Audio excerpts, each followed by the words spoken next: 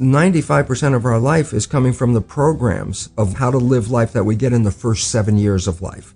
And that's why poor people stay poor and rich people stay rich. The movie The Matrix is not science fiction. It's a documentary.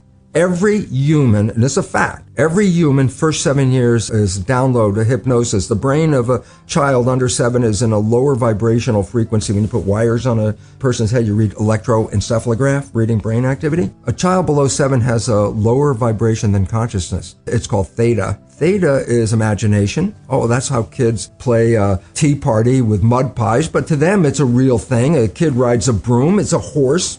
That's Theta, imagination. Theta is also hypnosis. And the idea is this: before you can become conscious, if you don't have any programs, what are you going to be conscious of? So nature makes the first 7 years. What kind of programs are required to live on this planet? I say, how do you get them? Theta is hypnosis. You just watch. You watch your parents, you watch your siblings and your community, because you have to learn how many 100,000 rules. Think about it. Just to be a functional member of a family and a functional member of a community, there are rules. Teach an infant these rules. You don't have to. First 7 years, they observe it and just download it. And then I say, well, why is it relevant? Because this is the unfortunate fact. 95% of our life comes from those programs in the subconscious. Every day, only about 5% of their life are you using conscious, which is creative. 5%. And you don't see it because it's called subconscious, below conscious. And the Jesuits, for 400 years, they were boasting. People didn't understand. They say, give me a child until it's 7 and I will show you the man. They've been saying that for 400 years because they knew 7 years was the program period. And 95% of your life after that will be whatever that program is. A child isn't functioning in consciousness until after 7. Before 7 is direct record. Whatever you just said, I just recorded it. So if the parent gets mad at the child and says, you don't deserve that, you don't deserve this, go. The child is not consciously understanding what you mean. Child's just recorded, I do not deserve. Now, if I hear that several times, especially in an emotional situation, because that downloads it faster. Now I'm 40, 50 years old. What is my behavior 95% of the time? And the answer is, well, it comes from the program. I do not deserve.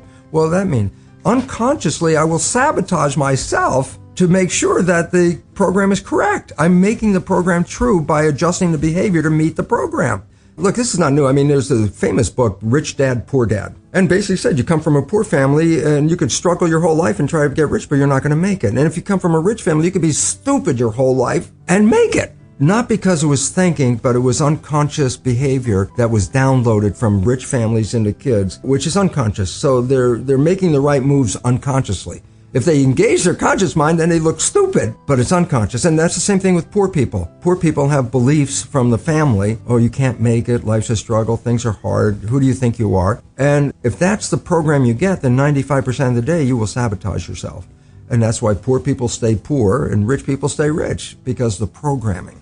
Before I put this knowledge into effect, and I use the word put into effect, why? I had the knowledge academically. It's like, oh my God, look at the research. What does it mean? I understood it from the level.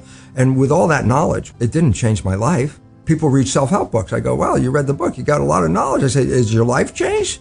No, but you got a lot of knowledge. And so here's the difference. The conscious mind is creative and can learn in any number of ways. Read a self-help book, go to a lecture, listen to this, and conscious mind's going to get some awareness. And I go, yeah, but subconscious mind doesn't learn that way. Subconscious mind learns in 2 fundamental ways naturally. Hypnosis, which is the first 7 years. And after age 7, how do you put new programs in? Repetition. Practice. You want to drive a car, you didn't learn how by just getting in the seat and put the key in. You had to practice driving the car.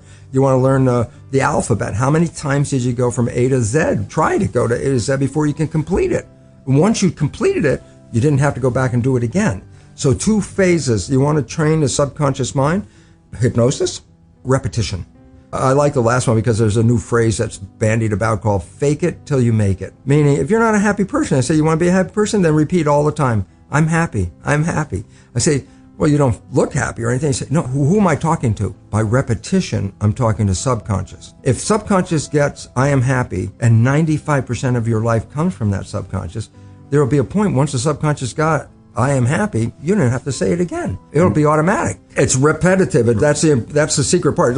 Putting a sticky note on the refrigerator is more like a suggestion, but it's not a repetition. So it doesn't work very well. Repetition is a habit. It's making habit. So you got to do something religiously in a sense of repeating it to make it work. Every night when you go to bed, just when you're falling off into sleep, consciousness is disconnecting. The next period of your brain operation while your consciousness is disconnected is theta, which is the same brain function as in the first 7 years. So if you put a pair of earphones on at night with a program of what you would like to be true in your life, as soon as your conscious mind disconnects, that program is playing. It's not playing into your conscious mind. That's shut off. It's now going straight into the subconscious mind. So it's called auto-hypnosis. You don't need to go see a hypnotherapist. You just have to pick out what program would you like to have that you don't have.